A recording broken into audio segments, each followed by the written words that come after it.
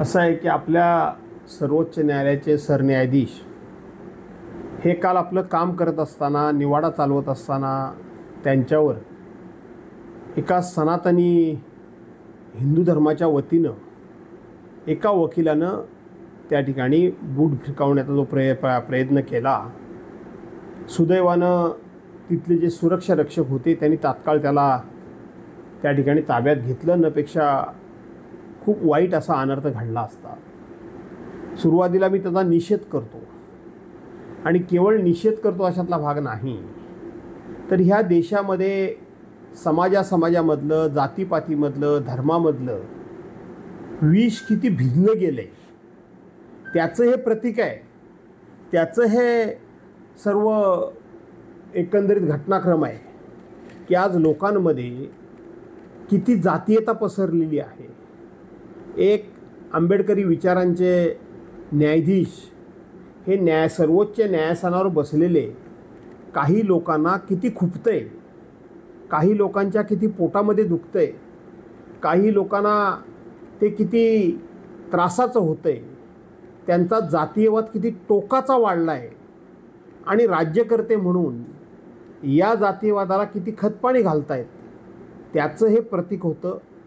हा संविधानाचा अपमान आहे, हा देशातल्या सर्वोच्च न्यायव्यवस्थेचा अपमान आहे आणि हा भारतरत्न डॉक्टर बाबासाहेब आंबेडकरांच्या विचारांना या ठिकाणी एक प्रकारचं दिलेलं आव्हान आहे आणि तो त्यांचा देखील अपमान आहे. म्हणून मी त्यांचा जाहीरपणे निषेध करतो. ज्या वकिलांनी तो बूट फेकला, राकेश ते म्हणतात की दैवी शक्तीमुळे ते झालेले. कोण दैवी शक्ती झाली? असं आहे की ज्या वेळेला देशाचे प्रमुख जेव्हा म्हणतात की मी त्या ठिकाणी जो जन्माला आलेलो आहे तोच मुळात दैवी शक्ती आहे. देशाच्या प्रमुखांना काही लोक विष्णूचा अवतार म्हणतात, काही लोक 13वा अवतार म्हणतात, 12वा अवतार म्हणतात. याचा अर्थ देशाच्या प्रमुखांच्या बाबतीत ही जी भावना वाढलेली आहे त्या भावनेचा हा परिपाक आहे. मुंबईत देखील कस्तुरबा गांधी रुग्णालयात प्रबोधनकारांचं पुस्तक वाटण्यात आलं होतं. ते पुस्तक एका महिलेने भिरकवल्याची घटना समोर आली. असं आहे की ते भिरकवत असताना त्यांनी प्रबोधनकार ठाकरे यांची पुस्तिका भिरकावली नाही, तर प्रबोधनकार ठाकरे यांचे विचार भिरकावले असं मी समजतो.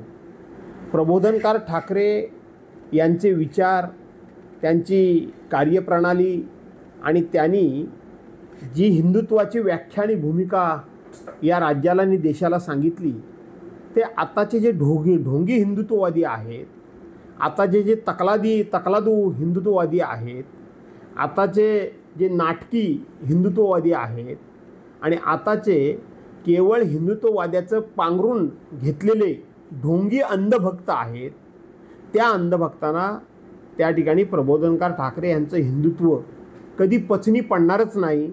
कारण ते खरं हिंदुत्व होतं, ते छत्रपती शिवाजी महाराजांच्या विचारांचं हिंदुत्व होतं, ते शेवटी सर्वसमावेशक अशा प्रकारचं हिंदुत्व होतं.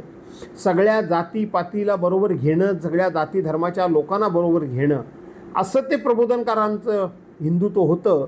ते आजच्या ह्या बोगस, तकलादू, ढोंगी, नाटकी, खोट्या हिंदुत्ववाद्यांना ते हिंदुत्व पचनी पडलं नाही आणि त्याचीच ही परिणिती आहे.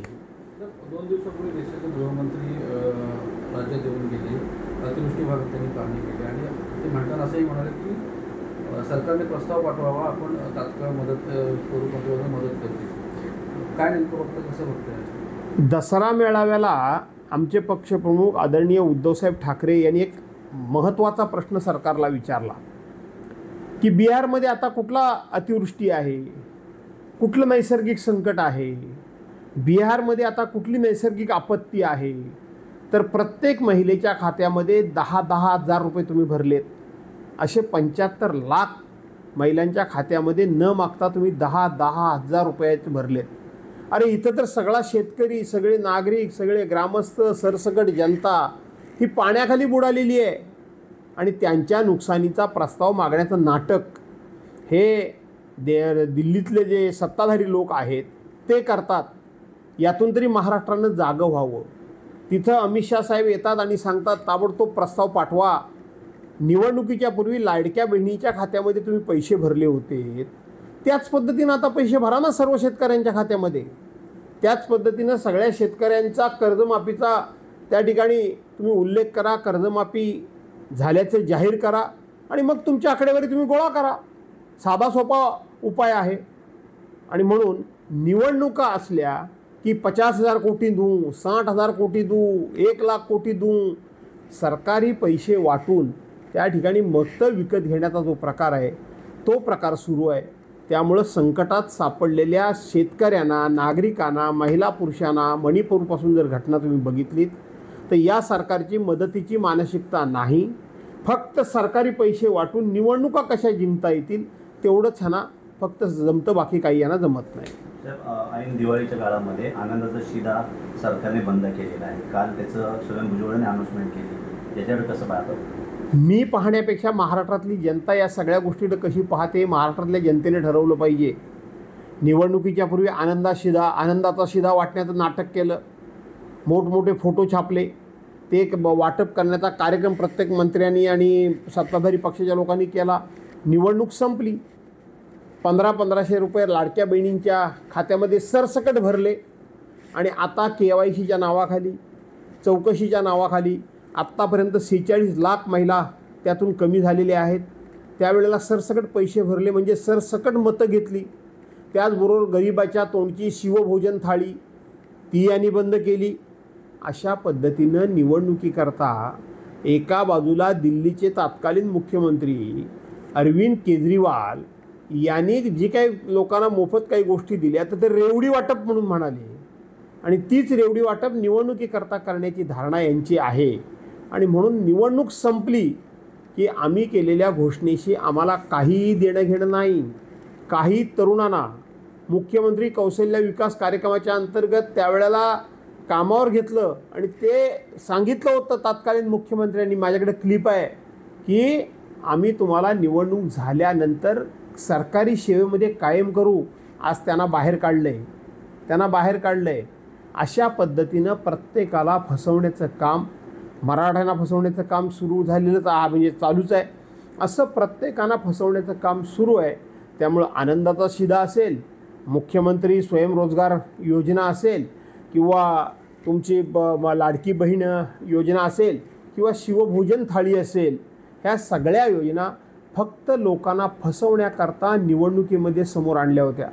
लोकांनी आता विचार करण्याची गरज आहे. हे काय चाललं आहे काय? 15-15 लाख रुपये तुमच्या खात्यात आम्ही कालाधन म्हणून जमा करू म्हणून सांगितलं. प्रत्येक वर्षाला 2 कोटी तरुणांना नोकऱ्या देऊ म्हणून सांगितलं. ते फसवण्याचे उद्योग सुरू आहेत. त्यावेळेला सुद्धा आता सांगितलं की राष्ट्रीय जलजीवन मिशन योजना, आज ती योजना पूर्णपणे बंद आहे. निवडणुकीच्या पूर्वी घोषणा करायच्या आणि निवडणूक झाल्यानंतर त्याला हरताळ फासायचा आणि असं फसवलं लोकांना तर फसवून निवडणुका जिंकता येतात. ही जी काही सत्ताधारी पक्षाची मानसिकता झाली आहे तिला छेद देण्याचं काम जनतेनं आणि मतदारांनीच करायला पाहिजे.